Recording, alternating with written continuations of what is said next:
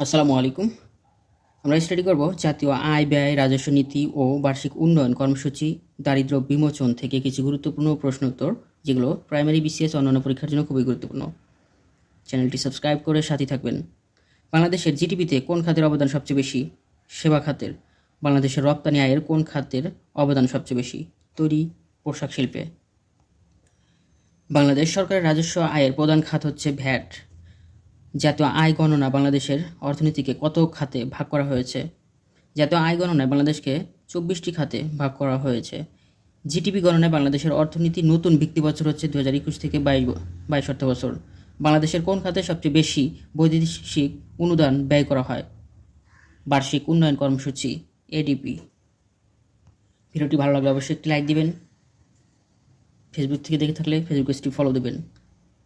বাংলাদেশ সরকার কত বছরের জন্য বার্ষিক উন্নয়ন কর্মসূচি বা এডিপি প্রণয়ন করে? 1 বছরের জন্য এডিপি প্রণয়ন করা হয়। আয় কী ধরনের কর? আয় হচ্ছে প্রত্যক্ষ কর। ভ্যাট কী ধরনের কর? ভ্যাট হচ্ছে পরোক্ষ কর। বিক্রয় কর কী ধরনের কর? বিক্রয় কর পরোক্ষ কর।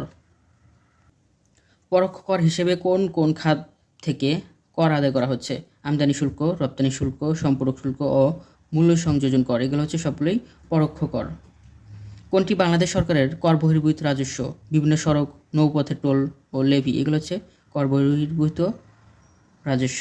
বাংলাদেশ কর আদায়ে নিয়োজিত সংস্থার নাম হচ্ছে জাতীয় রাজস্ব বোর্ড। বাংলাদেশের মূল্য সংযোজন বা ভ্যাট কবে চালু হয়? 1991 সালের 1 জুলাইতে ভ্যাট চালু হয়। ঢাকা স্টক এক্সচেঞ্জ টিএসই কত সালে প্রতিষ্ঠিত হয়? 1954 সালে। সেকেন্ডারি মার্কেট কিসের সাথে সংশ্লিষ্ট? স্টক মার্কেট তথা শেয়ার বাজারের সাথে সেকেন্ডারি মার্কেট সংশ্লিষ্ট। প্রাথমিক গণপ্রস্তাব বা IPO initial public offering IPO কিসের সাথে সংশ্লিষ্ট? স্টক মার্কেট তথা শেয়ার বাজারের সাথে। বাংলাদেশে এ পর্যন্ত কতটি দারিদ্র্য বিমোচন কৌশলপত্র পিআরএসপি গৃহীত হয়েছে? 2টি।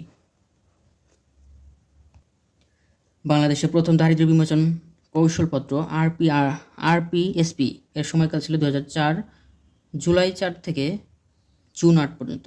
বাংলাদেশের দ্বিতীয় দারিদ্র্য বিমোচন কৌশল পিআরএসপি 2, এটির সময় ছিল হচ্ছে 2010 জুলাই 10 থেকে জুনের 12। প্রথম 4 থেকে 8 আর দ্বিতীয় হচ্ছে 10 থেকে 12। গ্রামীণ দরিদ্র পরিবারে অর্থনৈতিক উন্নয়নের জন্য প্রাথমিকভাবে সবচেয়ে বেশি প্রয়োজন কোনটির? ক্ষুদ্র ঋণ প্রদান ও সঞ্চয় অভ্যাস গড়ে তোলা। বেকার যুবকদের জন্য ন্যাশনাল সার্ভিস প্রকল্প চালু করা হয় কবে? 2010 সালে। বেকার যুবকদের জন্য ন্যাশনাল সার্ভিস প্রকল্প প্রথম কোন জেলায় চালু করা হয়? কুড়িগ্রাম জেলায়। বাংলাদেশের ইতিহাসে প্রথম বাজেট বাস্তবায়নের অগ্রগতি প্রতিবেদন জাতীয় সংসদে পেশ করা হয় 2010 সালে। বাংলাদেশের ইতিহাসে প্রথম বাজেট বাস্তবায়নের অগ্রগতি প্রতিবেদন জাতীয় সংসদে পেশ করা হয় 2010 সালে। বাংলাদেশ কত সালে মুক্তবাজার অর্থনীতি চালু করে? 1991 সাল থেকে মুক্তবাজার অর্থনীতি চালু করে। বাংলাদেশের অর্থনীতি মূলত মিশ্র প্রকৃতির। বাংলাদেশের অর্থনৈতিক নীতি নির্ধারণ এবং উন্নয়ন প্রকল্প অনুমোদন সংক্রান্ত সর্বোচ্চ অর্থনৈতিক সংস্থার নাম হচ্ছে জাতীয় অর্থনৈতিক কাউন্সিলের নির্বাহী কমিটি একনেক। একনেক কত সালে প্রতিষ্ঠিত হয়? একনেক প্রতিষ্ঠিত হয় 1982 সালে। ভিডিওটি ভালো লাগলে অবশ্যই একটি লাইক দিবেন। একনেকের সভাপতি হচ্ছে প্রধানমন্ত্রী। একনেকের বিকল্প সভাপতি অর্থমন্ত্রী। একনেকের সাথে অর্থের সম্পর্ক সরাসরি জড়িত, তাই অর্থমন্ত্রী হচ্ছে বিকল্প সভাপতি। বাংলাদেশ পরিকল্পনা কমিশনের চেয়ারপারসন হচ্ছে প্রধানমন্ত্রী। বাংলাদেশ পরিকল্পনা কমিশনের ভাইস চেয়ারম্যান হচ্ছে পরিকল্পনা মন্ত্রী।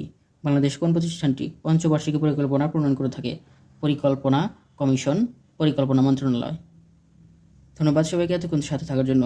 সকলের জন্য শুভকামনা রইল। আমার জন্য সবাই দোয়া করবেন। ভুল ত্রুটি ক্ষমা সুন্দর দৃষ্টিতে দেখবেন। চ্যানেলটি সাবস্ক্রাইব করে সাথে থাকুন। সবাই ভালো থাকুন। আসসালামু আলাইকুম।